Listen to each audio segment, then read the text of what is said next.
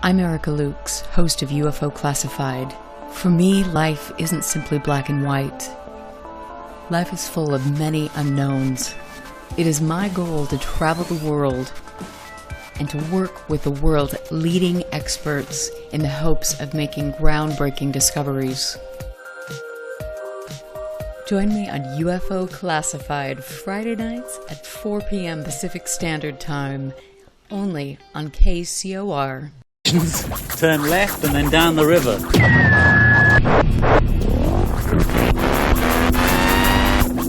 UFO Classified. UFO Classified. No more plausible deniability. Fact, fiction, or the truth. You decide. And now, the new voice of the high desert, the hostess of UFO Classified, Erica Lukes. Good afternoon, good evening, my friends. I'm Erica Lukes. Always happy to spend my Friday evening with my friends. I want to give Northern UFOs a big shout out and thanks for taking my show and getting that onto YouTube. I appreciate that, and all of the people that take time to contribute to the show. I absolutely appreciate you. This is a listener-supported show, and so you mean the world to me. I have some very explosive things that have been happening. As you know, I have been interviewing former Bass members, people that were there at Skinwalker Ranch during the Bigelow days, and we are uncovering some very interesting things. I just spent the beginning of the week up near the ranch interviewing a couple people with regard to some of the things that happened during the Bigelow days and also that are happening currently in that area. So I will be posting videos and getting more information out there. I also, when we get back from the second break, I'm going to talk a little bit about an article by Jack Brewer entitled "Former Skinwalker Personnel Suspect They Were Unwitting Research Subjects."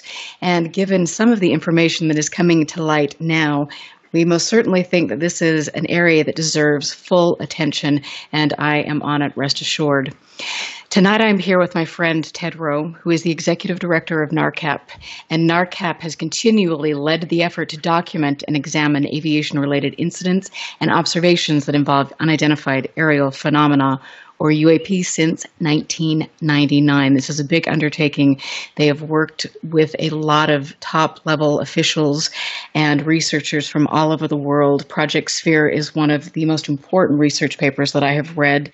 NARCAP also defined and established the term unidentified aerial phenomena, or UAP. Ted, I'm happy to have you here tonight. Thank you for joining me from Hawaii. I'm assuming that the weather is perfect there? Oh, aloha to you and your listeners. And yeah, it's 79 and partly cloudy. Okay, that's just rude. That's just rude. Well, you know, it's a challenge. I get a little tired of this. I actually enjoy the snap of cold in my nose and frost on the trees once in a while. I'm from Montana. So I call it reverse envy. Okay, I envy you guys too. Well, I know we always want what we can't have, and I will say it is an absolutely picturesque fall day here. The clouds are rolling in. I guess we're getting a big snowstorm tomorrow, and so that will be, really that'll be fun. I'm not quite ready for the snow, but I do love the fall. And you're right. Yeah, we'll see how that rolls out. Yeah. But so what have you been up to lately? I haven't had you on the show for a little bit. Yeah. I actually.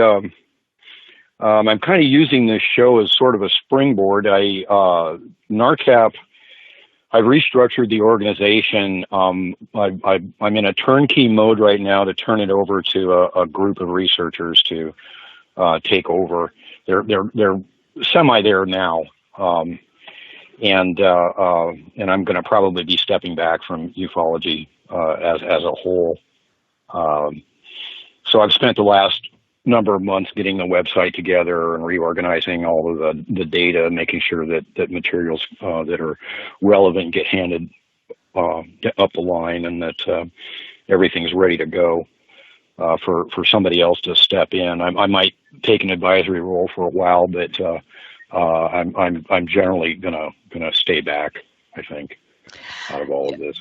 You've done a lot, and you've done a lot behind the scenes for many, many years, and you've also endured a lot. You've been on past shows of mine. We've talked about some of our experiences together and separately that we've endured being, trying to deal with things. But I just commend the effort that you have made, because NARCAP is, in my opinion, the most important organization with regard to really doing good research. And I want to talk a little bit about some of the things that you have done specifically. Let's go back to the start of NARCAP and give our audience a little bit of information about how this all evolved.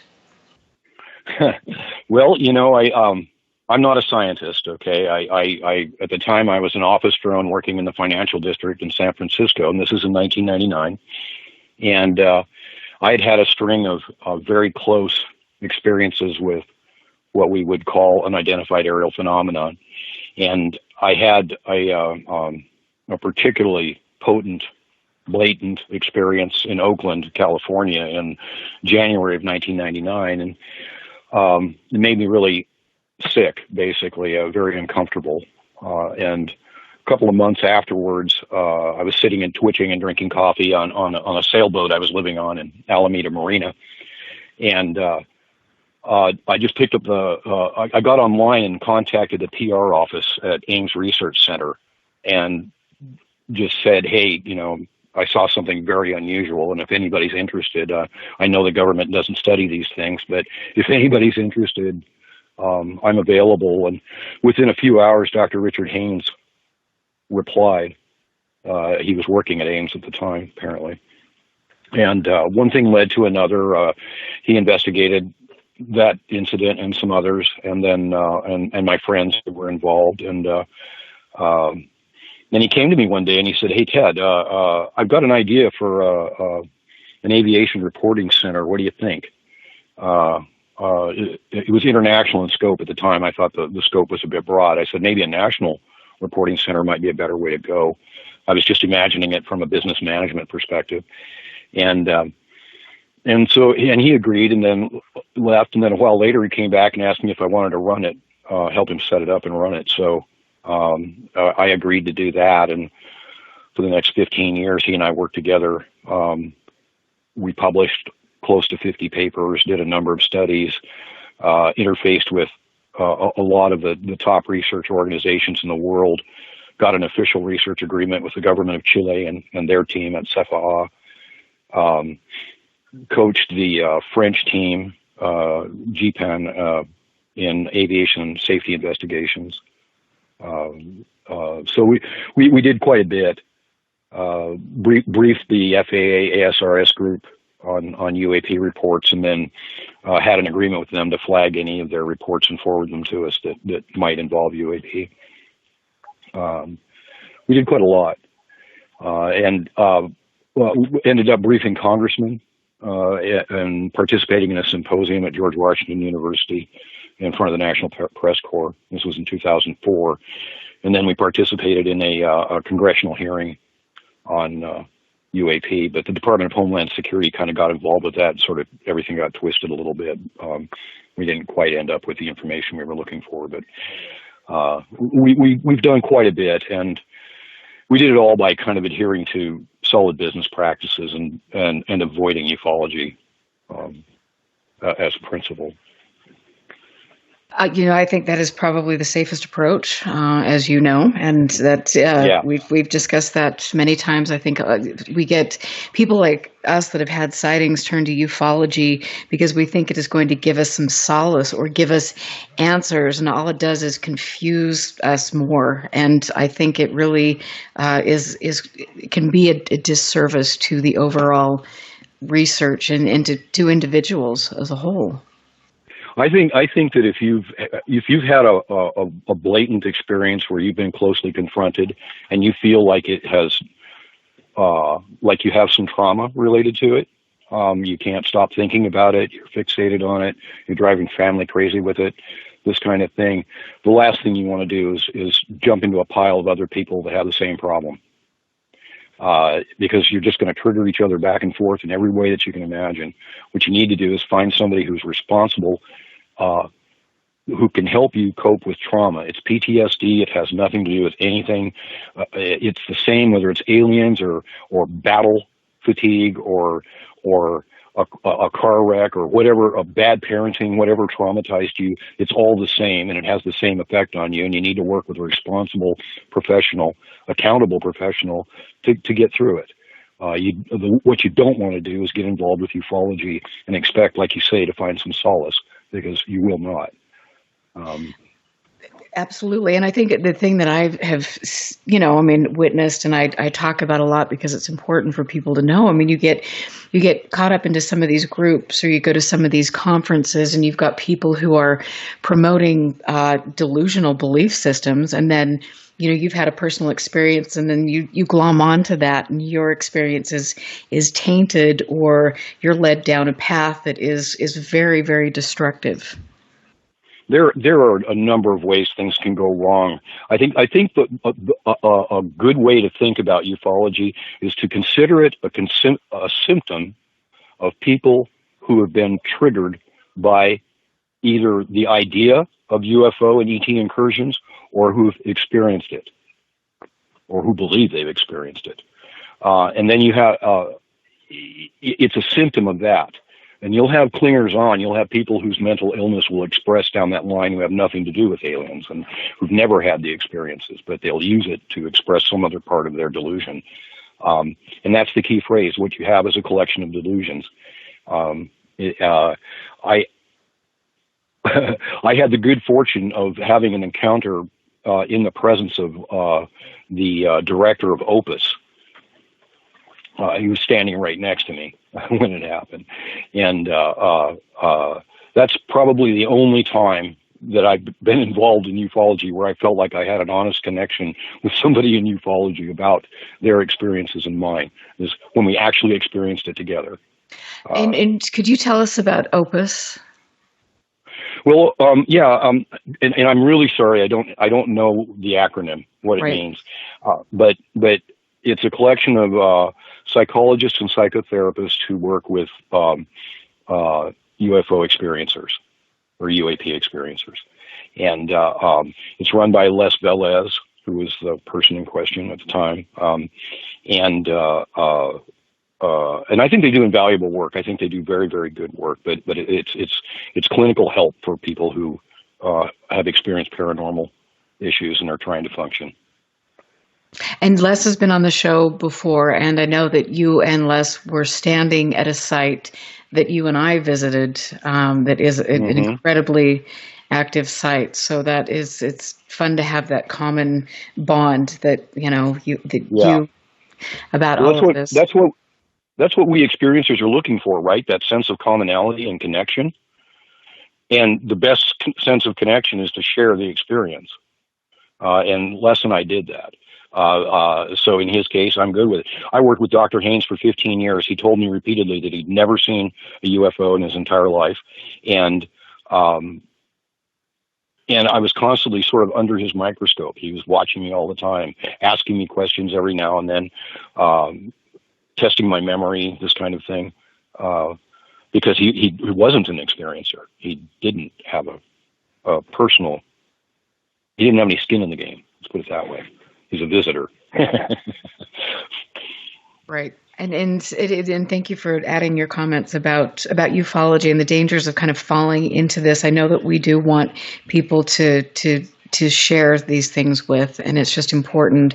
Again, I'll stress this, not to turn to ufology or turn to some of the leaders in ufology, because you're not going to get information that will help things at the end of the day. That is one reason I was drawn to NARCAP, because this is a very, level-headed scientific approach to something unbiased. It is an unbiased approach, and that's what we need. And that is what you have accomplished over many years with all of your research. Well, that was a goal, and thank you for saying that. The point was, that's why we defined the term UAP to begin with. It's viral. Most of your listeners have heard the term. When we started in 1999, it was not in use. It occurred occasionally in European ufology, but it was not defined. And Dr. Haynes had defined it in 1980. We adopted it in '99 specifically because the term UFO is inaccurate. Not all unidentifieds are clearly objects. A ball of light, you can't tell if that's an object or not. This kind of thing. So we felt that UAP was a more accurate term, as Dick defined it, Dr. Haynes defined it, and I included in our papers on the website, at least the ones that NARCAP publishes.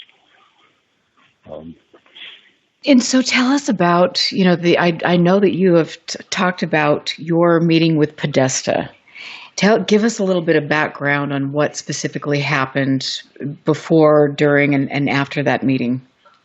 Well, let me be clear. I didn't meet with John Podesta. We met with Podesta Group and their agents. Ed Rosenthal, I believe, was the director of that project, working under Tony Podesta in his group. But what happened basically, I think this had to do with some activism around Leslie Kean. And there was an incident over Washington, D.C. in 2002. Republican Representative Tom Davis was the head of the Committee on Government Reform at the time, and he saw the reports in the newspaper of a Air Force fighter jets scrambling after a blue ball of light over Washington, D.C. restricted airspace. And so he started asking questions. A group sort of coalesced around the idea of getting answers, and it came out of Podesta's corner. And then there was and they brought in Sci-Fi Channel to sort of underwrite and help carry some of the work. So we worked with the director of special projects at Sci-Fi Channel, Larry Lambsman. And we had a series of meetings in Washington, D.C. Dr. Valee was there, Dr. Sturrock, myself, Tom Dooley, John Schuessler from MUFON, Mike Swords. A number of these folks were there, and we all just kind of kicked around a lot of different ideas on how to approach this. I was a neophyte. I was new to the field, and probably not much help in the overall conversation, but I learned quite a lot. We ended up having a symposium at George Washington, and Dr. Michio Kaku was one of the presenters, along with Peter Sturrock and Dr. Bernie Heisch and Dr. Valee and myself and a couple of others. And that was kind of a magic moment for me. Ray Suarez was the moderator from NPR, so that was all kind of fun. We presented to the National Press Corps, and it made a brief splash. But go ahead. That is incredible because, when you're mentioning people like Peter Sturrock and I mean, I would be willing to bet that is a name that most people don't even know. And that's unfortunate. Can you just tell us a little bit about him and the work that he's contributed? Sure. Well, Dr. Peter Sturrock, professor emeritus of solar physics at Stanford, and founder of the SSE, the Society for Scientific Exploration. He was at the Pocantico conference hosted by Lawrence Rockefeller.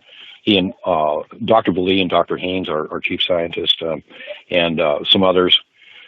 There's a publication from that meeting, discussion of UFO cases, and they all presented evidence, different types of evidence. I believe Dr. Valee and Dr. Haynes did a photo case from the Cote del Lago photographs out of Costa Rica. But Peter Sturrock is a key figure in all of this, and I'm sure he's retired. I really don't know what's happened in the past 20 years. I haven't seen him for 15 of those.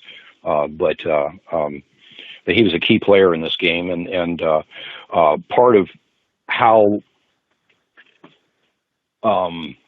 credibility was established in this field is when people like Peter started taking an active interest in unusual phenomenon. And founding the SSE was quite a maverick move for him. So that's Peter Sturrock in a nutshell. And it's funny because when I went over to visit Erling Strand in Norway, he was giving a presentation to some of the people that lived in the Hesdalen Valley, and he had a slide of that meeting. there with all of the key players. And most of those people, note the current people looking into this topic wouldn't even know about, and yet those are the people that have made the most significant contributions to the subject. Well, what's really interesting to me is that the people that you can find prominent personalities in this field who can bloviate for hours on any aspect of the field, but they can't give you a definitive answer on any aspect of it. They've learned to talk all around this sort of thing, and then the guys that are actually doing the work and stacking the data and letting the data speak rather than them, they don't shine because they're not out branding themselves. They aren't out trying to be the one. They're not out trying to be the center of attention, and they're trying to get their data to move in the environments that it needs to in order for it to be relevant. It needs to be seen by certain people. So, we do these studies and then you put them out in public. Well, the public couldn't care less. All right. Most of them can't do the math. But there are academics and professionals that do need to see it, that do understand it. And so that's where all that data moves. That's, if you want to follow the bright and the flashy, shiny objects, you can do that in ufology. But if you really want to know where the data is, you got to dig. You got to look for the people that really committed and produced. Absolutely. People like there are people that are writing around the edges of this subject that are very important. People like Massimo Titerani and Milan Cherkovic. People you've never heard of, most people don't know anything about. But when it comes to field research and theoretical work, par none. They're top of the pile. Absolutely. And I've used my position in NARCAP to hunt these folks down. I published Massimo's first paper in the U.S., and he and I have been on that site that you and I went to. Or not he and I, Erling and I have been there, but Massimo's also been there. Right. And where, he mentioned in this paper several other places across the world that have similar types of sightings. Do you remember specifically what those locations were? Yeah, there were several. He mentioned, I think Ontario, in Lake Ontario, there's a lot of orange balls of light and this kind of stuff reported up there. There's let's see, where else did he look at? He was somewhere in South America. In Italy, and also didn't he talk about Yakima? Or not? Yeah. Okay. Yeah, I think he went up there too. Okay. A lot of it, for all of us, it's a $5,000 airfare for him, come from Italy, never mind his gear and everything else. And so getting him over here is a challenge, but I would consider it a priority of any organization I was running would be get these people that know how to do this work in front of the phenomena where they manifest and start collecting data instead of trying to be Captain Famous. I just love the way you phrase things. That pretty much rocks. And it sums it up. Captain Famous. I like it. I always enjoy having you on the show. We've got a lot more to talk about. This is going to be a pretty deep show tonight. I look forward to it. I'm here with Ted Rowe, the Executive Director of NARCAP. We are getting ready to take our break. I am monitoring chat, so make sure you ask questions, get in there, and be active. Again, thank you to all that support my show. You mean the world to me. We will be right back after this break. Stand by. This is UFO Classified with Erica Lukes. The phone lines are open now at 702-425-9230. That's 702-425-9230. Worldwide callers use Skype name KCOR Radio. More UFO Classified with Erica Lukes on the KCOR Digital Radio Network. After this. Radio signal. Looking for cutting-edge conversations while exploring quantum possibilities? Then look no further.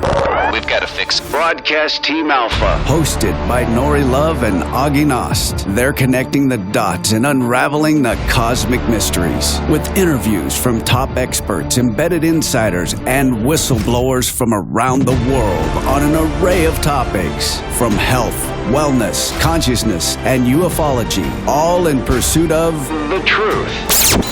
Broadcast Team Alpha, hosted by Nori Love and Augie Nost. Live Tuesday nights at 5 p.m. Pacific, 8 p.m. Eastern, exclusively on the KCOR Digital Radio Network.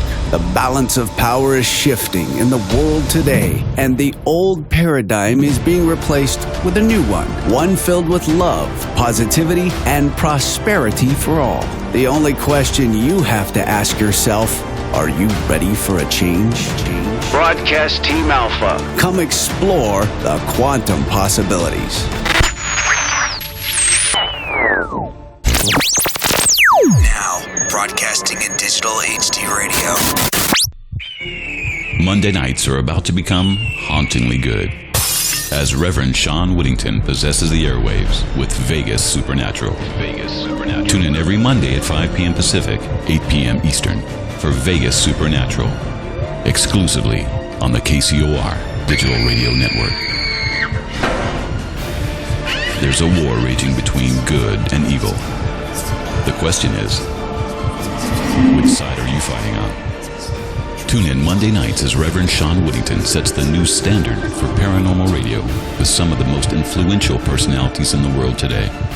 Vegas Supernatural, hosted by Reverend Sean Whittington, every Monday night at 5 p.m. Pacific, 8 p.m. Eastern, exclusively on the KCOR Digital Radio Network. The one show even the devil doesn't want you to hear. Toxins are everywhere, from the air we breathe to the food we eat and the water we drink. In a world where 80,000 known toxins and heavy metals threaten our very existence, how are you going to protect yourself and your loved ones? Introducing Pure Body Extra Strength, the world's first colloidal zeolite that helps trap and remove toxins as well as heavy metals from your body that are messing with your memory, clarity, sleep, and focus. Don't just take our word for it or the testimonials from our thousands of happy customers. Check out the hundreds of articles and case studies on the National Institute of Health website proving zeolite's powerful ability to remove toxins. For a limited time, listeners to KCOR will receive 10% off their first order. To get started, go to trypurebody.com and enter promo code RADIO10. Again, that's trypurebody.com. Toxic junk is all around us, but now you can take back control of your health and protect yourself by detoxing with Pure Body Extra Strength. You'll be on your way to sleeping better, thinking more clearly, and feeling more energetic. Go to trypurebody.com right now and get started today. You're listening to UFO Classified with Erica Lukes, where the truth isn't hidden beneath the black lines of a Sharpie. That's the craziest thing I've ever heard. To be on with Erica, call 702-425-9230. That's 702-425-9230. Worldwide callers use Skype name KCOR Radio. Radio contact. Share your thoughts on the show on Twitter by using hashtag KCOR. Or head over to the live chats at KCORradio.com. The audience goes nuts. And now, your host of UFO Classified. Are you ready? Erica Lukes. Welcome back to UFO Classified. Always happy to be here. I want to thank everybody for getting into chat and supporting the show. This is a listener-supported show, and I'm getting people that are kind enough to donate to keep the show on the air. This is honestly, in my opinion, the only show that is out there next to Greg Bishop, which is a little bit different, but where we actually are getting the truth, where we're getting good information. It isn't manipulated by people who have a vested interest in getting contracts or making money or some of these things. I mentioned that at the beginning of the show that Jack Brewer wrote a great blog called Former Skinwalker Personnel Suspect They Were Unwitting Research Subjects. I highly recommend that you read that, to go back and listen to my shows with Chris Marks and Chris Bartell, who will be coming on. I also have a couple more people that worked for Bass that will be coming on, talking about some of the medical tests that were done during their time on Skinwalker Ranch. I would also like to thank Keith Basterfield, who has written 3 articles. One is Bass, the Human Body as a Readout System. What were they doing at the ranch? The more I dig into it, the more I really wonder if they weren't experimenting with weapons and also subjecting military personnel to the weapons testing. What are the long-term effects? I know that there are a lot of us out here who are digging into it, and we will find the answers. So make sure you go to Keith Basterfield's blog, Jack Brewer, and we will keep you posted on that. I am here now with my friend and colleague, somebody I've respected for a long, long time and have bounced ideas off for years, Ted Roe, who's the executive director of NARCAP. NARCAP has been around since '99 and leads the way in working with commercial and military pilots after UAP encounters. They coined the term UAP. They were the first private UAP research team to partner with an official international government UAP research team. They have over 40 papers on various topics. They are incredible. I highly recommend now, especially with all of this, let's follow the shiny objects like Ted was mentioning, that we actually look at an organization like NARCAP where you're getting good information and not just another rollout, a marketing rollout. So, Ted, welcome back to the show. It's always a pleasure to have you here. It's a pleasure to be here. Well, I love it. And, Captain Famous, I got to love that little quote. I'm going to be using that one. You have some great ones. And so you were mentioning that a lot of these people can't give a definitive answer to things, and they're not even trying, to be honest with you. And so NARCAP's role, and your role specifically, is to find a definitive answer and to bypass some of this garbage that is going out there, and you're looking for the truth because you believe that we need to be very conscientious about the fact that there's something interacting with us and we don't know the motivations. Yeah, I think there are definitely strategic concerns in all of this, and we need to get to the bottom of it. If people can have experiences like I had in the middle of major metropolitan areas, then we aren't protected. And if these experiences are covert, then we have to suspect the motives. Are we safe or are we not? I deal a lot with pilots and commercial and military. And the behaviors that, if you want to call them behaviors, if these things are intelligently controlled, that our military pilots are talking about, that's intimidation and confrontation and display behavior. Psychologically looking at it, it's a challenge. You don't have to take it as a challenge, but the observation that you're being shown that that there's an 800-pound gorilla in the phone booth with you, it's going to modify your behavior, and there are implications that come from it. If you're not at the top of the food chain, you've got to behave yourself, correct? So absolutely. And what I have to ask you, and we talked about this actually last night, is the fact that, you look at a place like Skinwalker Ranch and they've got so much, obviously people involved have built up a mythology around that. And we obviously know that there are questions that are arising about what they were actually doing on the ranch. How do you separate the actual phenomenon from, this clutter? Go get the data yourself. Collect it from the pilots yourself. Go into the field and do field work yourself on sites where phenomena are active, and collect the data. Try and see if there's a correlation between what the pilots have to tell you and what your ground observations are telling you. That's one way to go. But collect the data yourself and work through it. Get it as close to firsthand as you can. I get it directly from the pilots, and then document it. And I'm going to give you a little aside here on how that works. For years, you could ask yourself, have pilots ever introduced the world to a new scientific phenomena through their observations? And the answer is yes. For years and years and years, pilots claimed that they were seeing lightning discharging upwards from the top of clouds into space. And nobody in science believed them because that's not the way lightning behaves. And it wasn't until decades and decades of this went on, and a couple of atmospheric physicists started taking pilot anecdotes of these stories and collecting them. And then they started doing observations. And that was part of the Challenger mission was to observe and photograph sprites and dwarfs and so on. And they actually succeeded in photographing these electrical phenomena that pilots have been reporting for decades and that nobody believed them. And NASA actually wrote a paper on why it took so long and how nobody believed them, and I have a copy of that somewhere nearby. But it's an example of how biased perspectives can be when observation is really the issue. Go and observe. Go get the information. Go there yourself if you can, and then document it. Write it up. Write it up cleanly. Show a clear line of logic. Focus only on the logic. Support it with mathematics if you can, and then make your case. And then what you have on the path to knowledge is another brick in the road. And just build one brick after another and let the data develop itself.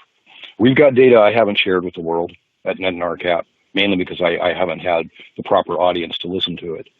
But there's information we've collected personally that is relevant, that people in the position to know should know. And that's how you do it. That's how you get ahead of it. This game with marketing and rollouts and big me, little you, and constantly rotating through UFO show after UFO show on television without really telling us much. I mean, all of that's distraction. If you want to get to the heart of it, focus on the heart of it. Right. Absolutely. And you wrote a great paper, Aviation Safety in America, Unidentified Aerial Phenomena and Underreporting Bias. And there's a quote in that paper that is incredible. I would like to read this, and I believe that this was after the O'Hare Airport incident, which was an incredible incident. And this is from a former captain of Pan Am. It says, upon return to my domicile, JFK, I reported our sighting to the proper authorities. I was shortly visited by two federal investigators who evidently thought I was hallucinating, for one of them stated he had seen spaceships while fishing in Great South Bay and was quite obviously trying to prove that I was a loony. And so, I mean, this is some of this is what people have been up against, people who are very dedicated, who have hundreds of people's lives that they are taking, and trying to keep them safe. And they are trained observers, and these are some of the things that they've had to endure, as you so eloquently state in your paper. Well, it's a fact. If the bias is so strong that you can't speak the truth, then there's something wrong with the system. There's either a vested interest in not knowing that truth or not seeing that truth widely distributed, or there's an overriding ignorance that is obstructing everything. And it could be either, because the government started a PSYOP on UFOs in the early 50s with the conclusions of the Robertson panel. So it's had a chilling effect on pilot reporters. My suspicion is that for every pilot report I get, and I get a couple a month, for every one I get, there's probably 100 I'm not getting. And if you look internationally, we're not hearing about anything that's happening in South America or in Africa or in Asia or in the Middle East. We're out over the open Pacific. We've got whole swathes of the planet that we're not getting data from that could tell us a lot more about the phenomenon. We do know it's global. They manifest in every region that the ICAO administrates, all 7 global regions. The ICAO, International Civil Aviation Organization, it's a UN organization, sort of like the global FAA, and they divide the planet into 7 regions. And UAP incidents occur in all of those regions. We met with ICAO reps in Mexico City in 2004 at the same time that the Merlin C-26 case was coming out. That created a bit of a problem. But the thing is that if we just collect the data and we listen to the pilots and then we take some logical next steps, we can resolve this, at least from the aviation perspective. Our service exists, NARCAP exists, because the FAA won't listen to pilots. The FAA literally instructs them to contact organizations like mine. The FAA won't take a UFO report. It's very concerned about near mid-air collisions and loss of separation and conflicts between air controllers and pilots and all of this stuff. Very concerned about that, but it's not concerned about something anomalous a pilot can't describe that scared the bejesus out of him. And so there's a disconnect. And there is, and I mean, and I have to ask you, because for a period of time, the FAA, if you went to the FAA site to report a UFO, top on the list to report that to was Bigelow. I mean, what are your thoughts on the FAA and that arrangement with Bigelow? Well, I'm willing to bet you they got less than one report that way, and my experience is the pilots didn't want to talk to the FAA anyway. They had already figured out the FAA did not want to know what they had to say.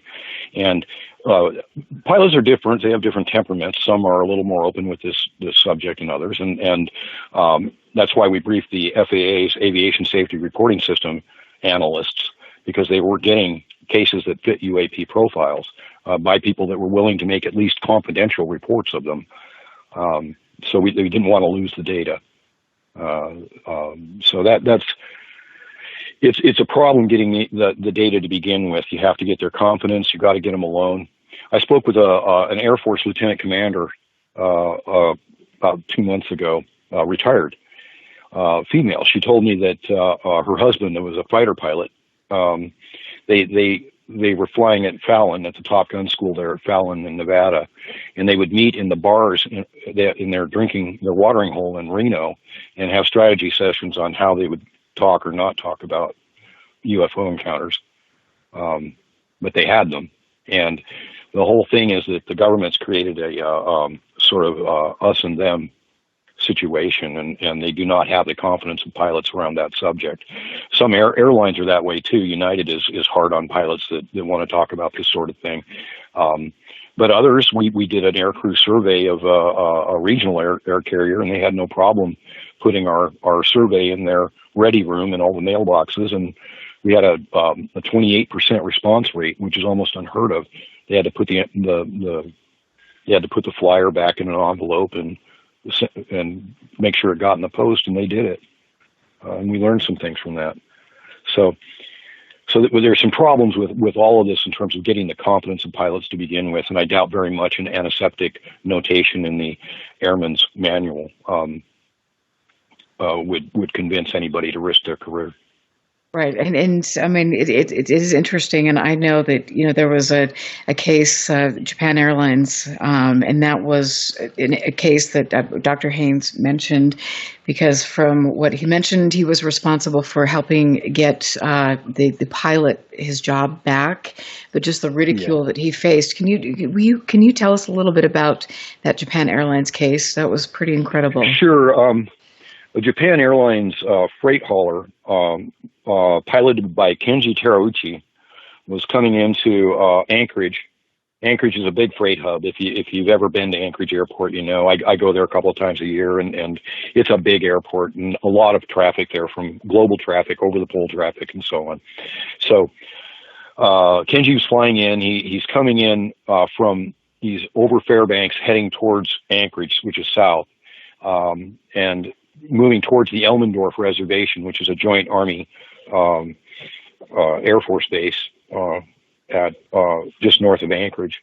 And he said that he was being followed by an object that he estimated was the size of a small city. And it was very disconcerting, of course. Apparently, radar detected that at Elmendorf and at Anchorage. And so when Kenji came in with his story, Japan Airlines took him off flight status.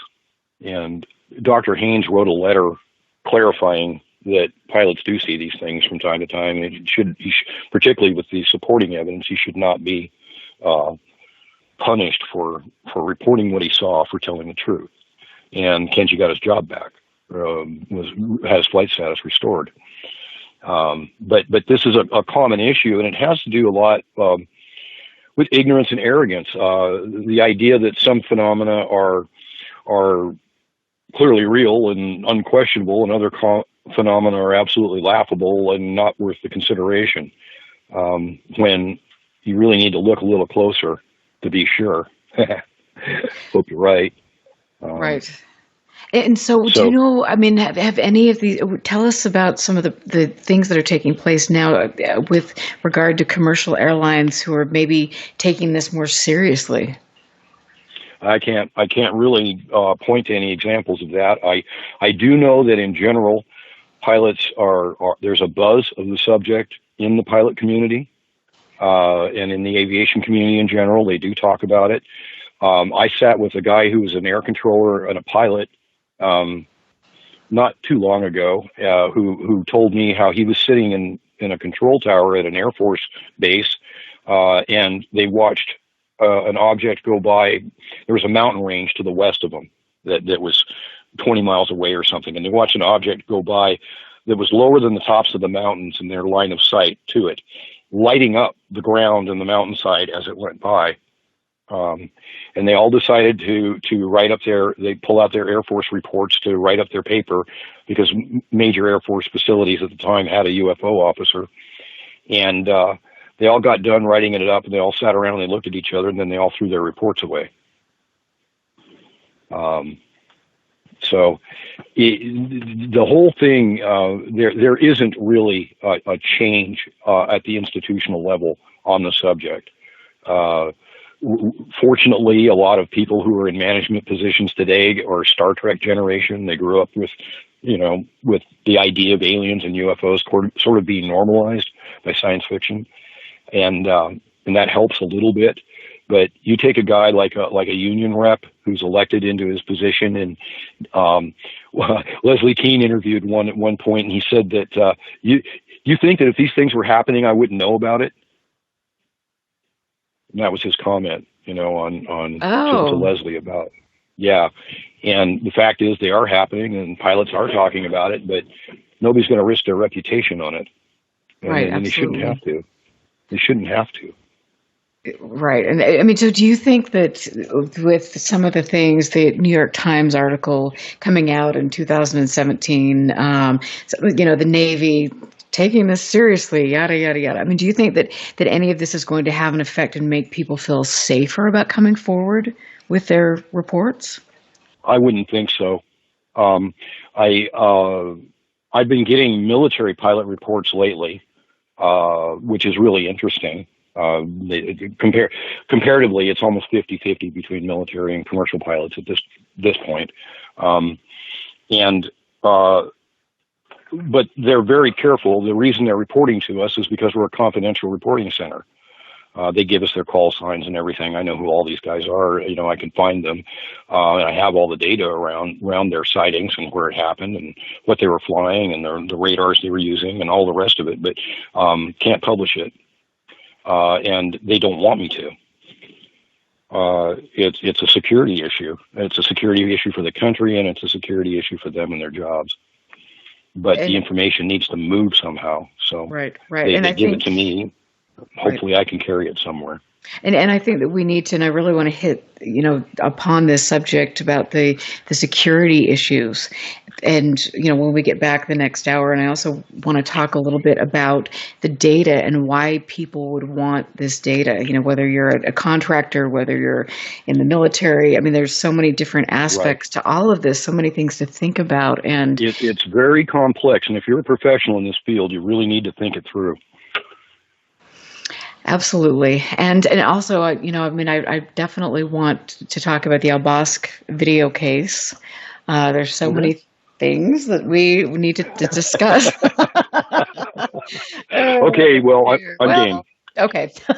Not that I'm goading you, but I just, there's some important things that need to be brought out. And I want to say that I respect you a great deal for all the work that you've done. And I think it is really important that people understand what NARCAP has done over the years. And you can go to narcap.org and read some of their brilliant technical reports, the associated research, Project Sphere, which I mention on numerous shows. And tell us just before we go to break a little bit about Project Sphere. Well, Project Sphere was the NARCAP Sphere group. It was about 20 of us. We wrote papers on every aspect of spheres, from their aerodynamic capacity, their radar reflectivity, and out to the pilot reports themselves, and how, in our case at NARCAP, we found that out of 100 cases where aviation safety was compromised by an unidentified aerial phenomena, 44 of those cases involved spherical UAP, or UAP that presented as spherical lights or objects. So, but we heard from 5 other countries in the process of writing this paper, and basically wrote a pretty clear compendium on spherical UAP in general. There's more to be added to it, but it's a good foundational study on spherical UAP. Well, I remember reading that over half a decade ago, and just my mind was blown, and I just felt that was something that people needed to understand. And we waste so much time on reading the fluff or, going down rabbit holes when you've got this incredible work right in front of you. We have a new paper coming out right in the next week or 10 days on the flight dynamics of unidentified aerial phenomena.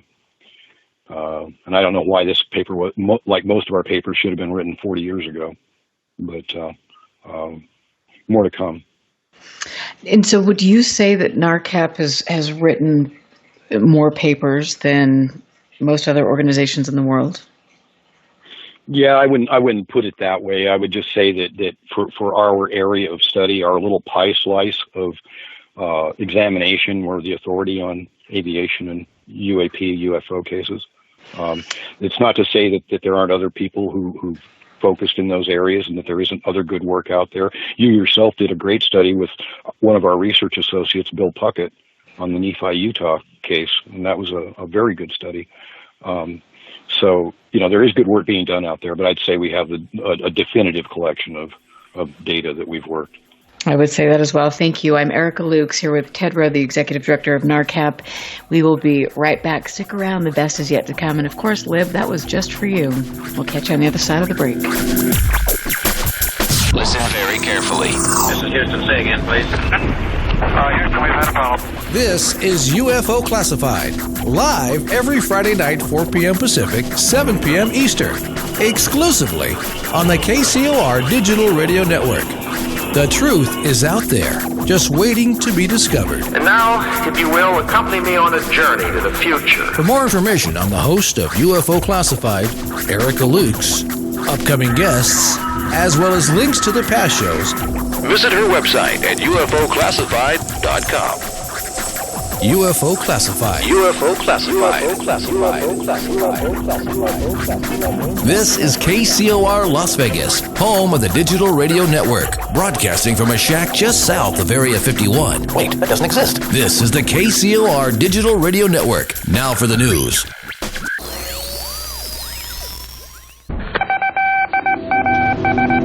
This landed at a ranch at Corona, New Mexico. The rancher turned it over to the Air Force. Rancher W.W. Brazil was the man who discovered the saucer. What I thought was a star began coming in my direction at a very rapid rate of speed. The unidentified object, which some sources thought might be a blimp, moved slowly down the Pacific coast from Santa Monica and disappeared south of Long Beach. I saw a UFO, and it went down the river, turned right at the United Nations, turned left, and then down the river.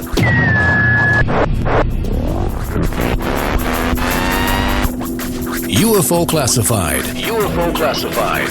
No more plausible deniability. Fact, fiction, or the truth. You decide. And now, the new voice of the high desert, the hostess of UFO Classified, Erica Lukes. Welcome back to the second half of UFO Classified. I want to thank all of my listeners. I get more messages from all over the world every day. I appreciate you. I wish I could get back to all of you.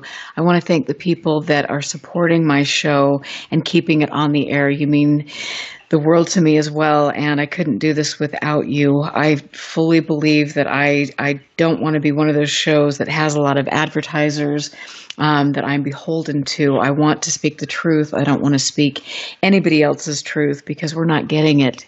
And we are at a critical time. It is imperative that we understand all of the games and the motivations behind this. There is a genuine phenomenon taking place. We deserve information and credible reporting. I am here with my friend, Executive Director of NARCAP, and NARCAP is an invaluable service. They provide a reporting center for U.S. pilots, aviation professionals to report observations and aviation safety-related incidents involving unidentified aerial phenomena. They work with other research organizations to develop better research strategies and to normalize data collections. There is much more that they do as well. I encourage you to go to narcap.org to learn about that, to read the technical reports, peripheral studies, and associated research. Ted, thank you for coming back to the show. Always, you are one of my favorite guests. You've been on the show a number of times, and we talk a lot, spend a lot of time on the phone exchanging ideas and information, and we also had the pleasure of visiting a very active location in Arizona that you were gracious enough to take me to, and I will never forget that the 4 or 5 days that we spent out there with no tents and minimal equipment, just getting out there and doing field research. That was a real pleasure. I look forward to doing that with you again someday. That's the way I like to roll. Yes, you do. You are hardcore. And it was just, I will never forget, that the first night that we were there, and I just want to talk about this a little bit, and then we'll get into security issues, but, we were there and you gave me a specific point. We had another person that was at a different point on a different mesa. You were back in a ways, and we climbed up there. I climbed up there. I was very proud of myself since I'm afraid of heights with all of my equipment. And the things that we experienced and captured were quite remarkable. And I look forward to the day when we will share our research on this special site. So that was fun. Thank you for including me. My pleasure. You can't do it alone, and need serious, like-minded people that can do the work. You can go there, be there, and then write it up afterwards, and manage security around the whole thing so that it can get done in a safe and effective way. Absolutely. And I think that, and I want to talk about this after we talk about security issues, but it is important, as you have mentioned, what is the difference between, delving into or kind of focusing on these historical cases when we could be actually getting out there and doing field research now and making bigger breakthroughs than perhaps we could with, dwelling on Roswell for the rest of our lives. But we'll get into that. But now I want to talk about security issues in relation to the work that you're doing. Well, most everybody here is familiar with the Nimitz case, USS Nimitz case, and you understand it from a social situation. You saw it on the news. You saw how it affected you and the people around you. Try to imagine how that affected the various governments of the world and their intelligence agencies. How interested were they in all of this information? You have a pilot who's telling you exactly which model of aircraft he was flying. He's telling you how he detected what he detected, and information moves on from there. All of this is extremely valuable. And it's not just this information. If you look into archives, for example, where people have collected a lot of cases and case files, well, if you want to know how to detect UAP with radar, take a look at all the UAP detections that involved radar, and then, figure out what kind of radars were involved that were successful in doing the detecting, and do your deductive logic from there. Create a document and then sell it to somebody. This is going on in private intel firms. It's going on by state actors.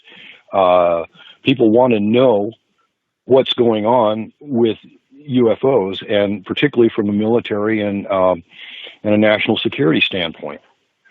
We've come to the point at NARCAP where we won't even publish our military cases. We might do case studies and publish some of those case studies when they involve commercial pilots or private pilots, but no military cases are going up at narcap.org.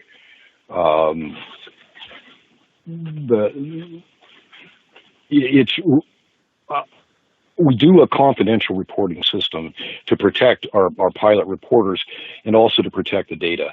It's really important to have it and to collate it, but it's also important to protect it. There are actors throughout ufology that are gathering data and shuttling it right out of the country.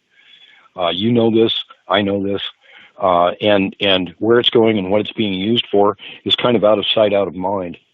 And some of our most trusted voices in ufology, some of our most respected individuals are sort of double agents for these data mining projects.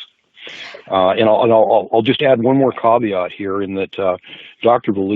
Jacques Vallee is a NARCAP associate, advised me a couple of months ago that he was advising CNES and a lot of his associates to look out for those types of situations and to avoid specific individuals that are involved with it. And thank you for mentioning that. I think it's and this is something that I've been trying to raise the alarm bells on for years. And for some reason, people don't take this seriously. They think, this isn't happening. There aren't people in there that are actually just concerned about collecting data, making money off of it, getting it to places where Lord knows what is going to happen to it, but there's a real concerted effort behind the scenes to get all of this data and to sweep it up and put it here and there, and nobody knows the purpose behind that, and people need to take that seriously, specifically when, I look at people going on Facebook into these different groups that pop up overnight, and they're willing to give data to individuals that they don't know, that they can't validate, and it's like, shouldn't we be smarter than this? Well, it's as Dr. Vallee said to me, people are giving away their precious files without regard to who it's going to or what's happening with it, and I'm not saying that people should hide their work, but what I am saying is that it's valuable, it has a value, and that just giving it away to somebody else so they can put it on a website with their name on it and then sell aspects of it to the highest bidder is foolish.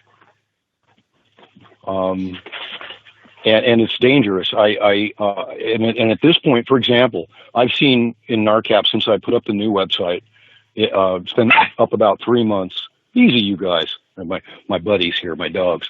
I've had almost 100 countries in my website, and the number 2 most active country in my website is China. So we have security issues around all of this stuff, and I've gotten to the point where I'm kind of being selective about what gets published and what doesn't. And as I brief the new group coming into NARCAP, they seem to agree that a very tight lid on this is what needs to be done. NARCAP was established specifically to advocate for pilots, and our demographic and our focus involves pilots, academics, politicians that are relevant to that particular situation. Ufology and the public are not. We're happy to share with the public at a certain level with a certain amount of data. We certainly agree that UAP exists and that they're terribly interesting, and that they may may lead to some very important understandings about reality and our place in it. Stop. But I'm glad to know that your animals are as crazy as my animals, because usually my animals in the background doing something naughty. whenever a car is going by out here, they tend to get a little excited. So I'm just going to walk out here a little ways and get clear of these guys. So where were we? So, I mean, we're talking about the archives that have been collected and the places that they're going. Right. People are giving away their materials, and basically they think they know where it's going and what it's being used for, but that's not what's happening, and they don't. And they need to be very careful about this. Think about the Nimitz incident for a country like China that knows what the Nimitz is about, understands a lot of its advanced sensing capacity and everything.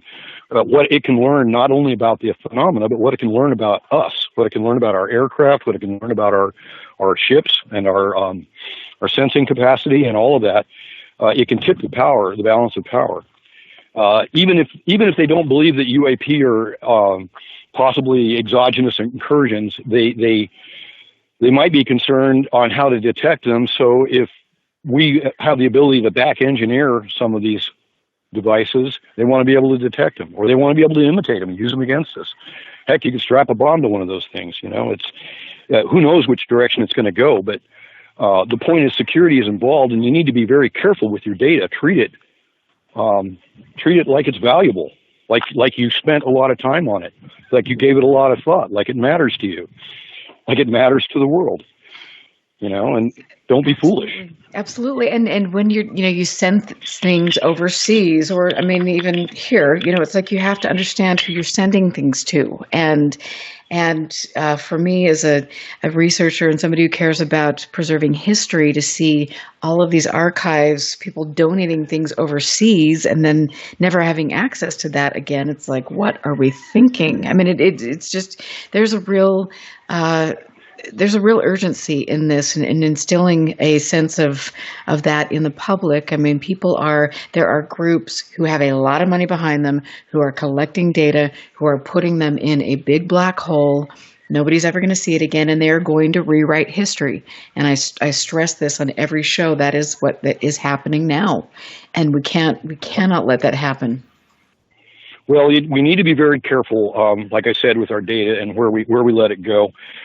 In my case, I deal with the aviation community, some aspects of academia that are focused on aviation, and our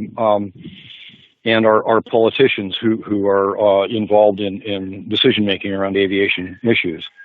I spend a lot of time advocating, promoting, talking to pilots. I'm going to be giving a talk up in Anchorage here pretty soon on our work for pilots up there. I'd like to start a tour around the country, kind of, and just hit different aviation facilities and pull in pilots and talk to them about it, collect their information. But bottom line is that you need to respect the time that you put in and the work that you do, and the fact that you're dealing with something that's extremely dangerous.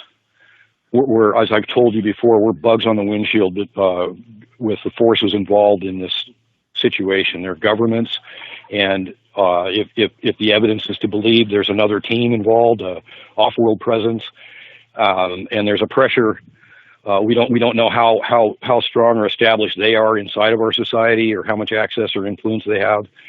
So there's a lot of side issues that come into play that a thinking person really needs to consider. If you're truly have a tactical mind, you really need to appreciate the circumstances you're in when you're working with this subject.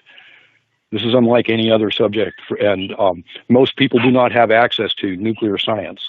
They can't just go in and get involved in nuclear science. And if they do, the government's going to come knocking on their door. But ufology is something else, and you really could end up with a Rosetta Stone. You could end up with a Holy Grail and get yourself killed over it. And a lot of the data adds up to that. So if you've got it and you've got those pieces, you need to be careful with those pieces. You need to think who you're giving them to and why.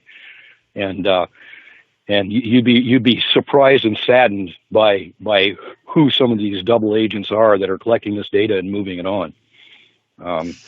It's inappropriate and dangerous and should be avoided. Right, and I mean, this is something that has kind of baffled me is to talk to some researchers, and I don't know if it's just an act or if they really believe the fact that there isn't this type of influence with governments, our government, different governments, double agents, things that are taking place. I mean, it's like they're just completely oblivious, and they should know better. And I know that to some people that are just coming in this, they might think this is paranoia. But unfortunately, or fortunately, you and I both have dealt with this and dug into this, so we know that there is something, like you said, that is much more dangerous at play here. I used to, when people asked me over the years if we ever had any like Men in Black kind of experiences or intel probes or any kind of, things that looked like they involved intrigue, I almost knee-jerk said no. And now when I look back on it after I put my organization through the changes and I look back on the lay of the land, those influences were all over us. They were everywhere. And every time we made a move or did anything, they were in our emails, asking questions, wanting to be involved. When I changed NARCAP, certain individuals just showed up and wanted to join NARCAP, and they were exactly the people that I'd already labeled as definitely not folks I wanted inside my group. And I get probes from time to time, and I get online and I research and I dig and I watch carefully. I've restructured the organization so that it's compartmentalized, and so that the data is protected. What I've done is I've made it professional. I've done what a business does. A business protects its assets. It protects its employees, and it protects its image. It creates a storefront that the public can look at, and it creates an interface where the public can make an exchange, and it does its business that way. And that's the way I've set NARCAP up. And I really think that that's the next level. If you really want to be safe in this field, you need to go professional. Absolutely. Well, I mean, and we need to go professional for multiple reasons, but it's true. And I think that, you've stepped away.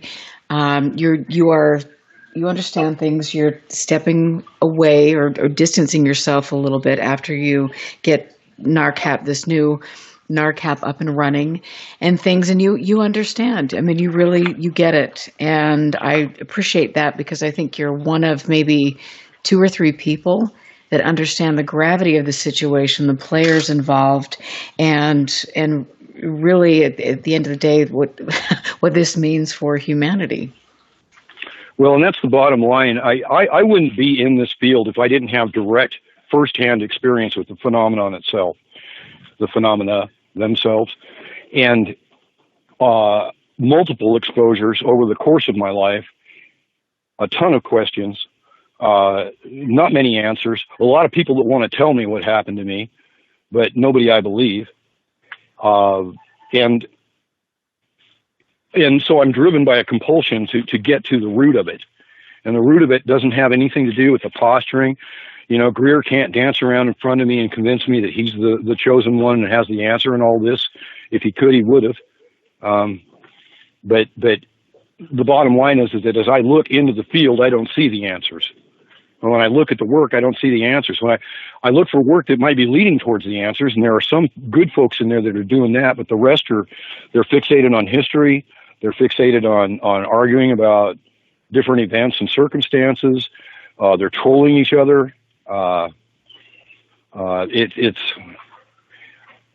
It's anything but getting to the root of the problem. Anything but actually resolving what these phenomena are about. MUFON's been around for 50 years. And it's planning to be here next year. And in my game, if we can get the darn thing resolved, I close doors. Yeah. I'm done. Mm-hmm. Right. Yeah. There's no reason. Well, I mean, don't get me started on that one. I think that's just a big social club. So. Well, but my point is that those that we think are actually carrying the ball into new territory are not. And I've just dedicated NARCAP to doing only that, to focus only on our demographic and serving them. And and my crew has agreed to do the same thing. The papers we're writing, I have a paper coming out on flight dynamics of unidentified aerial phenomena.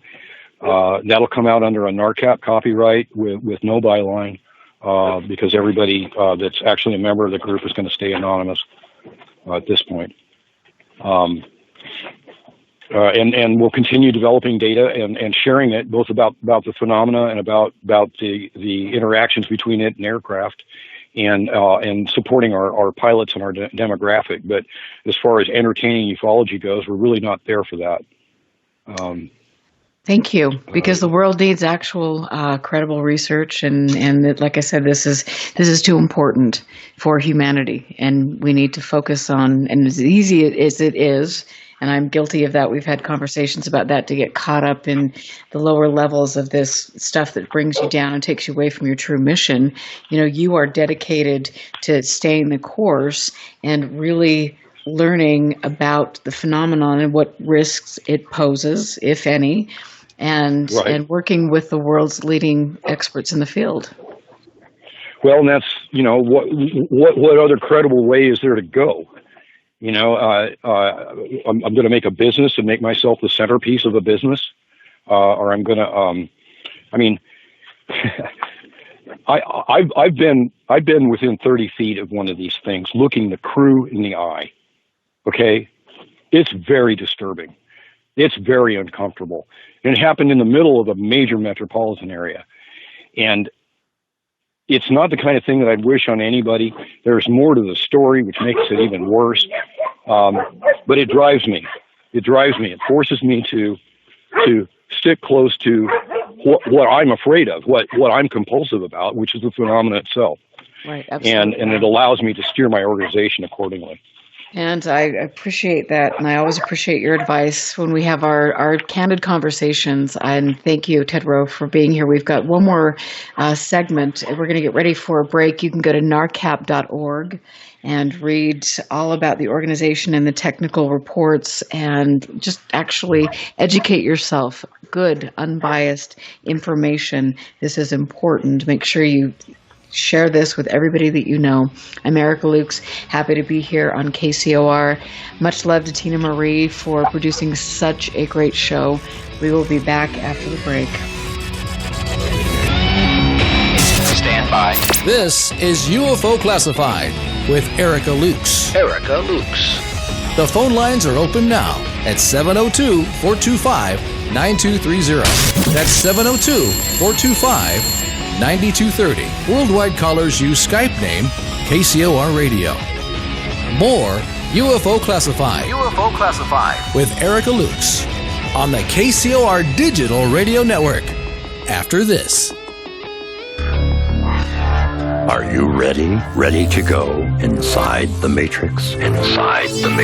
You see, whoever controls technology controls the world. Then tune in Sundays at 3 p.m. Pacific, 6 p.m. Eastern, as your host, Jimmy Brent, takes you deep inside the holographic Matrix. Carefully designed to stimulate the mind. Come explore a world of topics from technology, archaeology, spirituality, and so much more. Inside the Matrix will liberate you from the manipulated, parasitic entities of consciousness. You guys ready for this? It's time to claim your true natures as creative, divine beings inside the Matrix. Hosted by Jimmy Brent. Who are we talking about? Jimmy Brent. Live Sundays at 3 p.m. Pacific, 6 p.m. Eastern, exclusively on the KCOR Digital Radio Network. Inside the Matrix, investigating and analyzing the experience of life.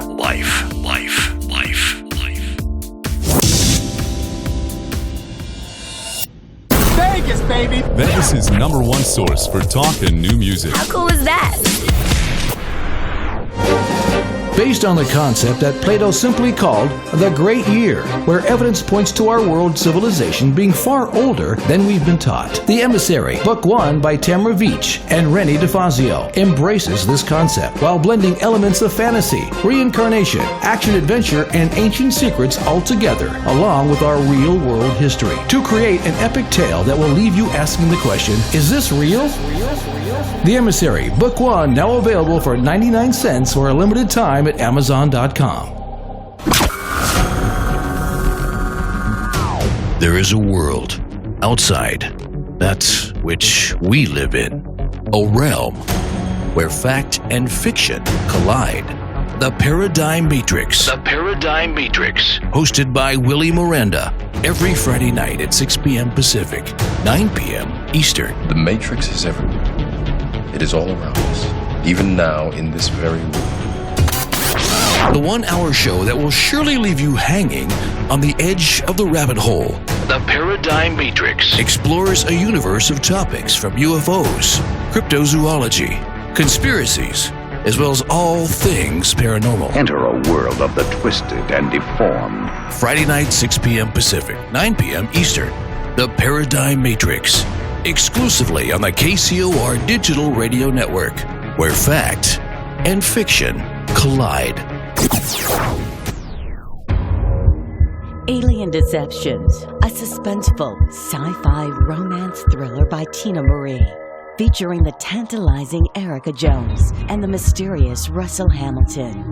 An out-of-this-world book of fiction based on years of document facts and files the government does not want you to know about. At least, not yet. Alien Deceptions by Tina Marie. Available now at Amazon.com or get a signed copy at TinaMarieEntertainment.com. Get your copy now. You're listening to UFO Classified with Erica Lukes, where the truth isn't hidden beneath the black lines of a Sharpie. That's the craziest thing I've ever heard. To be on with Erica, call 702-425-9230. That's 702-425-9230. Worldwide callers use Skype name KCOR Radio. Radio contact. Share your thoughts on the show on Twitter by using hashtag KCOR. Or head over to the live chats at KCORradio.com. The audience goes nuts! And now, your host of UFO Classified. Are you ready? Erica Lukes. Erica Lukes. Welcome back to UFO Classified. I'm happy to be here, and so I want to welcome everybody back here, and I specifically want to give a shout out to Tina Marie and all the people that support my show. This is a listener-supported show, and so your contributions mean the world to me. I spend a lot of time doing personal research, a lot of time on the phone, and a lot of money traveling different places because we're not getting accurate information, unfortunately. And what I've seen with specific things that I've talked about that are coming out now, there has been a lot of mythology built up to steer the public narrative. And it has been dangerous, and that will continue to be exposed if I have anything to say about it, or people like Jack Brewer or Keith Basterfield. Information will get out about that. This subject is real, that the UFO phenomenon is real, and we must respect it, and we must understand the games at hand, because there are some real games at hand right now. And I will just go on record saying I'm not a fanboy, so, do with that what you want. I am here with somebody who I respect a great deal. I have known him for over half a decade, have been to an incredible site to do field research. Ted Rowe is the executive director of NARCAP. NARCAP is an important organization that has really contributed to empowering aviation, people in aviation, military, commercial pilots who have had incidents with UAP.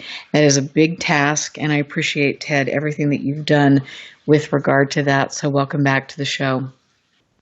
Aloha. Aloha.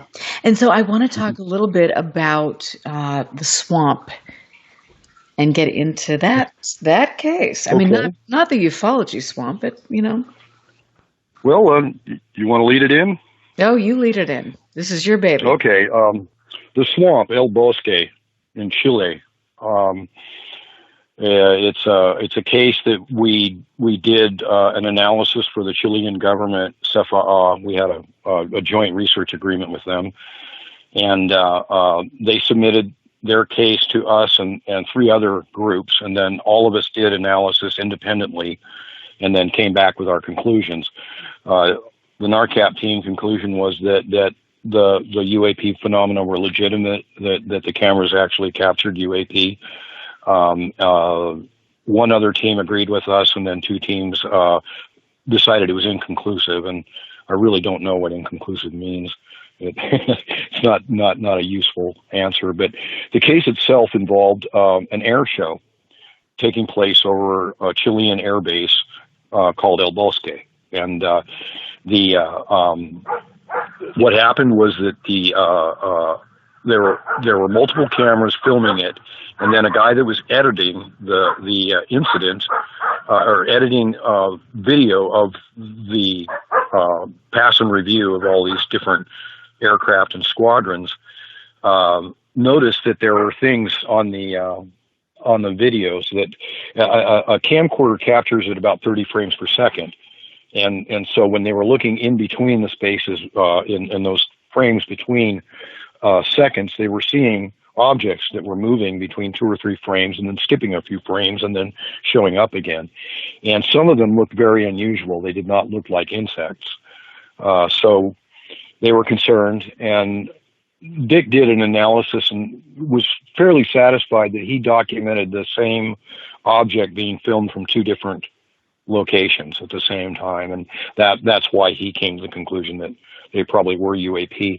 The few clear photographs that exist of it, in one case is a very clear disc that's probably 6 feet in diameter, and these things are moving faster than human perception can pick them up, and that was the conclusion anyway that Dick managed to pull out of that case. There is some argument about it. It's not. I don't think it's a hill to die on as far as cases go. But it is very interesting, and it points to a number of attributes around UAP that we're already aware of. So, and some of those ended up in this paper that's coming out shortly. And so, can you talk a little bit about CEPHA? CEPHA. The Committee for the Study of Anomalous Aerial Phenomenon, established by the Chilean government in the Air Technical School of their Directorate General of Aviation. The Chilean government, like a lot of governments of the world, their military and civil and commercial aviation authorities all share common facilities and often common bureaucracies. So CEPHA was established in 1997. Under Ricardo Bermudez, General Bermudez, and they were tasked with studying UFO cases in Chile. They exist to this day, as far as I know, and we ended up in 2010. We signed an official research agreement with them. I started getting Chilean Air Force generals in my email, and one thing led to another, and we came up with a strategy for normalizing data and developing information around aviation and UAP. And that's incredible. And so let's talk a little bit, because time is running out for the show. Let's talk a little bit about what you think the nature of the phenomenon is. It's a loaded question, I know, but on the spot. Well, it's tricky, but I have the advantage in that I'm not a scientist and I don't represent the science of my organization. I am an administrator. So, and our work at NARCAP has no comment really about that aspect of the phenomenon in terms of, whether or not it represents exogenous incursions by non-human intelligences. I got involved with all of this because I've been directly exposed to it, and I've seen the devices, and I've looked at them, and I've looked at their crews, and so on my personal perspective, I come down solidly on the perspective that some of these cases are extremely important and may involve exogenous incursions by non-human intelligences.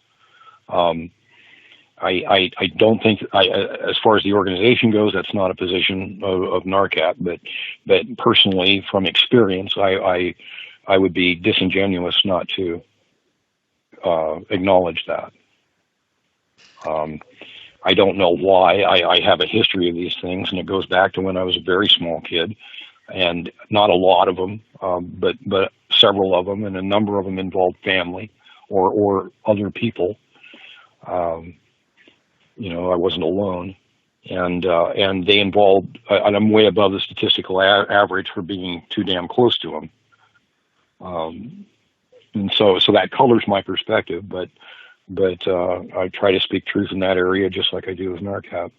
Right, absolutely. And so I have a question from Northern UFOs, and he was wondering, and I know this is very personal, and I know some of these things are hard to talk about because of, what you've experienced. But what did the crew look like that you saw?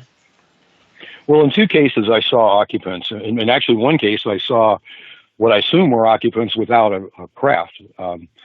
In both cases, they were probably classic grays. They were dark-skinned. In the incident that happened involving the cylinder in town was they were probably 4 or 5 feet tall, light bulb shaped heads, more silhouette because the cylinder itself was lit up inside and they were backlit. So it was more silhouette in that regard. And then the ones I saw on the ground were considerably smaller. And I have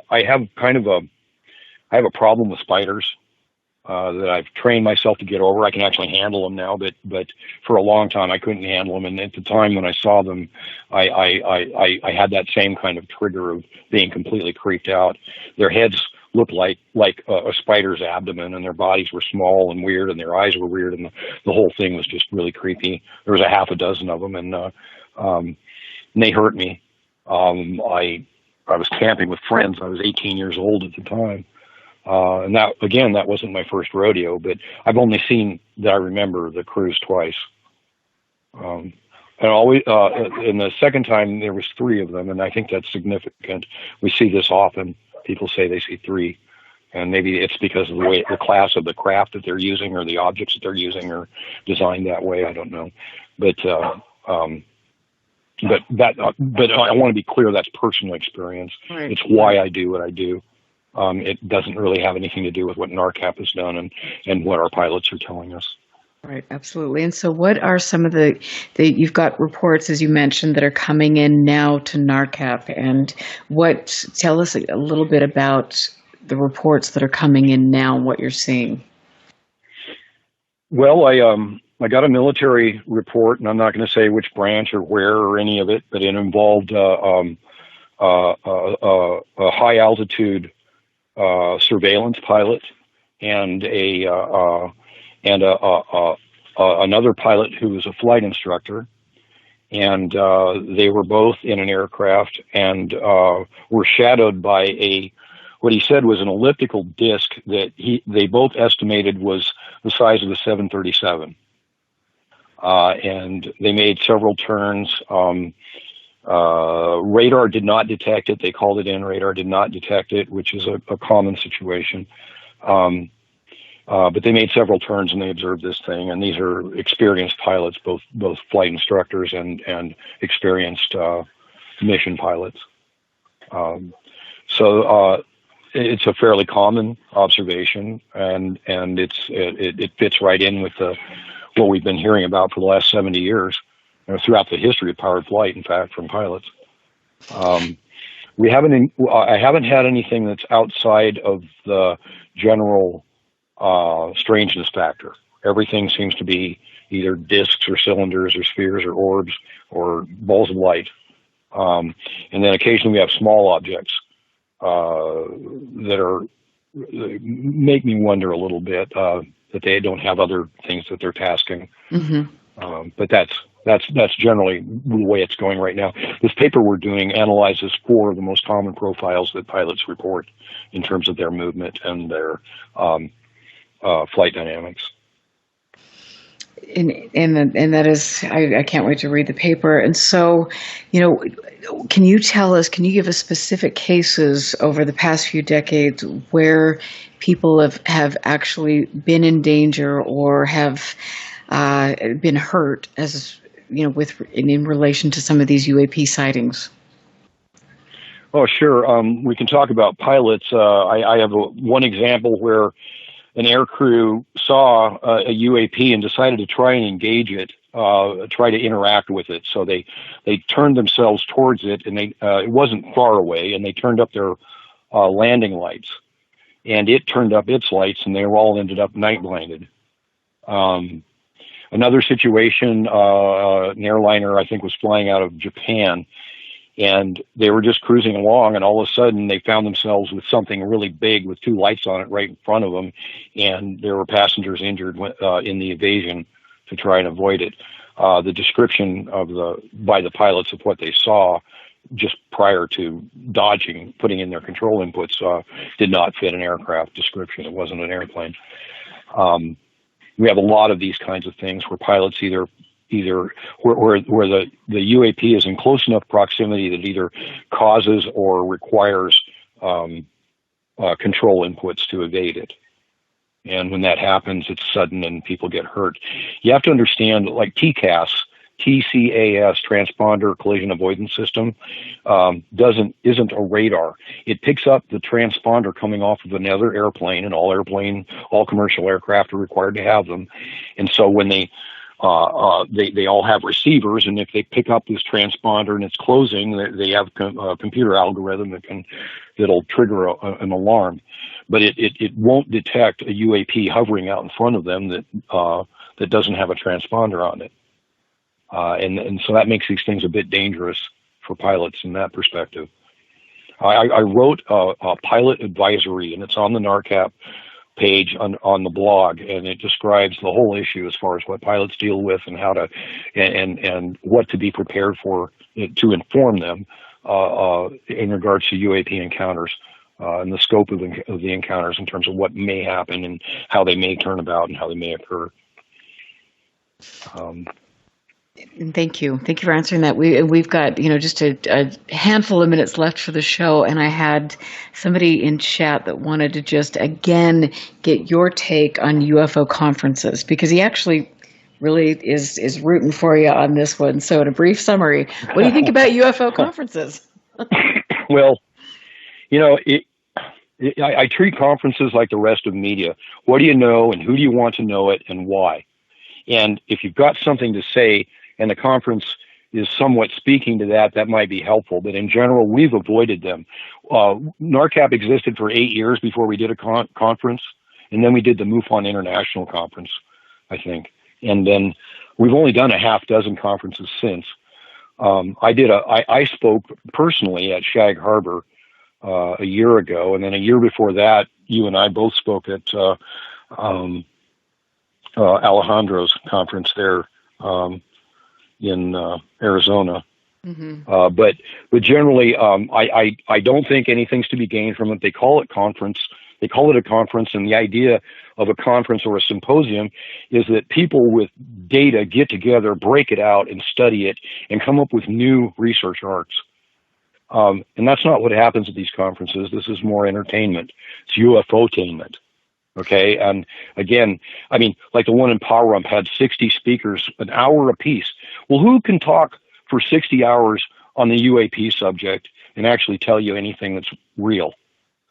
I could probably tell you everything we know about UFOs in a half hour or less, so, my opinion on conferences is that they don't tend to serve, the goal. Of resolving the subject. They enrich people. I was advised recently by a conference promoter that cities are now going in halvesies with UFO conference promoters because they know that they attract revenue. Right. Well, and that's why we've seen the subject, why so many different people have glommed onto it, manipulated it just to make money, and that's really unfortunate. That's right. And people on a podium who shouldn't be there, people on a podium that shouldn't be there. Oh, 99% of them. But that's, that is. And so I've got another question. Does NARCAP use a computerized database of UFO reports for analysis? And if so, how many reports does your database have? So now we're getting proprietary. Well, I'm just going to say that at last, when Dr. Haynes was involved, we had over 3,600 aviation-related UAP cases on file, and we're well above that now.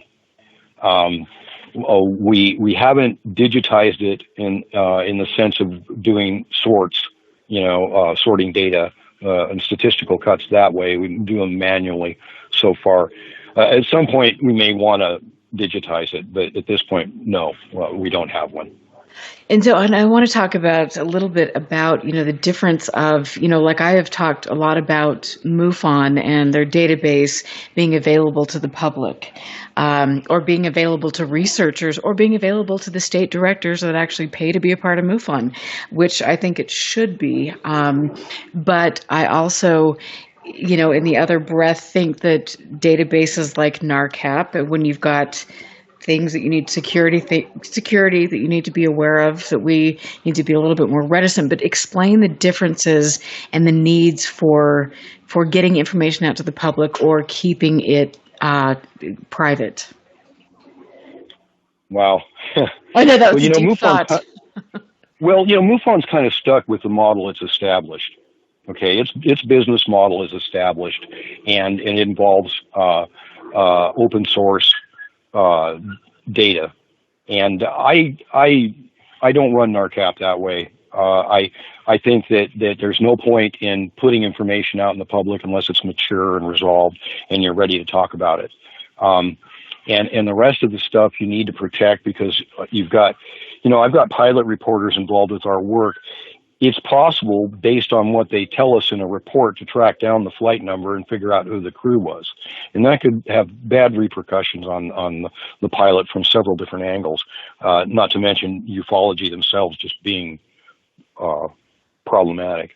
So in that sense, I think that organizations should be responsible with data and be careful about what they put in the public, because that's part of what's feeding all this craziness. So MUFON shouldn't have sold their database to Bigelow or with all the names. Anyway, I just had to throw that in there, But well, we're dealing with professionalism. We're dealing with problems here, and what they are is they're hobby groups that are suddenly realizing that they've got to upgrade, and in some cases they can, and others they can't. Right. I run NARCAP as an administrator, as a business administrator, and I think of it in that perspective. And when I do it that way, there's no real mystery to how to run the organization. But when I look around me, it looks like most of the organizations out there haven't figured it out. Right. Now, I want to say too, it's there's a difference between putting a sighting report out in its entirety and revealing personal information.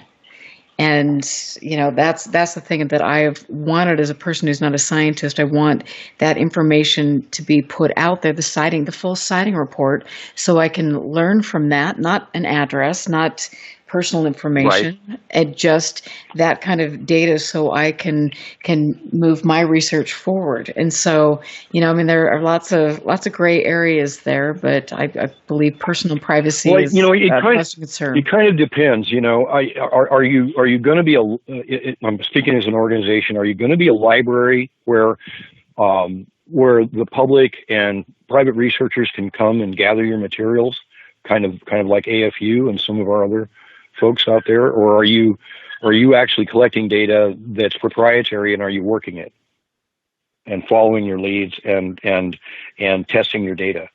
And if you're doing that, then if you do put it out in public, it should be very general at the most. But at the same time, you need to have all of the details to be able to rationally explain how you came to your conclusions.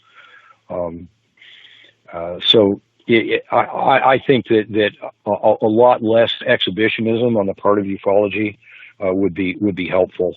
I don't see anything wrong with putting cases out there if the people involved are open to it, but otherwise I think confidentiality is the answer. And like I said, with pilots, sometimes it isn't enough just to remove the names. You've got to be a lot cleaner with your data than that, because look what they did with the Chilean case. Mick West was able to figure out that the Cefa case that came out in 2017 in January was an airliner making a fuel dump, and he was able to actually track it down to the flight number. And that's probably not what some people wanted to hear, but No, but there's the truth of it. We want truth. We want the answers. And so you have to be discriminating, and you have to be able to accept that some material is not authentic, and that some cases aren't real, and that some things aren't what you thought they were. And that's okay. Absolutely. And I think that's the one thing about ufology. I mean, people, they have their cross and they're willing to die on it, MJ-12. I mean, some of these other things. And it's like, I mean, I am willing to admit that if I change my mind in a year because I've learned more information, then I will do that, because that's the way this subject rolls. And we have to be willing to adapt and admit, defeat, or admit that we're wrong. I've had to change my stripes a number of times in this field, and it makes me very happy to know that I'm not operating under those delusions now. Absolutely. And I want to say, Ted, thank you for being on the show, and thank you for all of your contributions with NARCAP. And I will, keep the public posted on where NARCAP is going and the change in leadership and everything. But please go to narcap.org to look at the important information that they have spent years getting to the public. I'm Erica Luke. Stick around for Willie Miranda, who will be up next with Dennis Stone, talking about ancient American history. I will catch you next week, so have a wonderful and safe weekend. Listen very carefully. This is Houston. Say again, please. Houston, we've had a problem. This is UFO Classified, live every Friday night, 4 p.m. Pacific, 7 p.m. Eastern, exclusively on the KCOR Digital Radio Network. The truth is out there, just waiting to be discovered. And now, if you will, accompany me on a journey to the future. For more information on the host of UFO Classified, Erica Lukes, upcoming guests, as well as links to the past shows, visit her website at ufoclassified.com. UFO Classified. UFO Classified. This is KCOR Las Vegas, home of the Digital Radio Network, broadcasting from a